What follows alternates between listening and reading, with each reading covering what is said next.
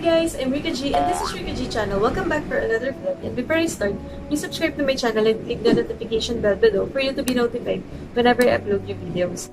If you're new in this channel talks about lifestyle, tips, tutorials, and reviews.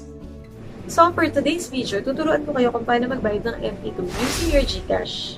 Watch this guys. Payment of Pag-ibig Mp2 using Gcash. So, open natin yung Gcash app natin.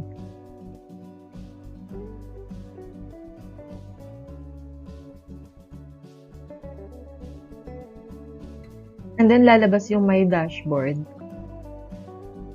Scroll lang natin pababa.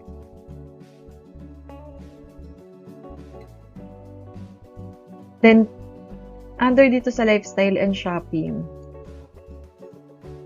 click natin tong Government. Pag na-open na yung government services, hanapin natin yung Pag-ibig na icon.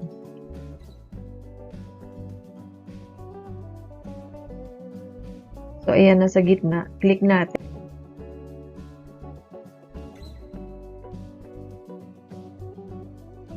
And then, lalagay natin yung type. So, under dito sa type is Members Contribution, Modified Pag-ibig to Savings and Housing Loan. So, click natin yung Modified Pag-ibig to Savings. Next is i-input natin yung 12-digit na account number natin ng Mp2. After that, i-input naman natin yung amount na isi-save natin.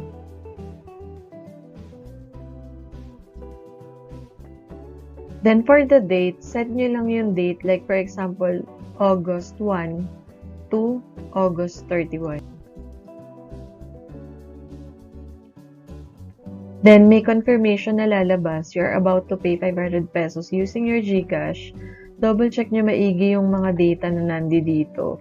Like, etong account number, period covered, from, and period covered to, and email address. Pag okay na, click nyo na yung confirm. And then, maglalabas ng confirmation na done na siya.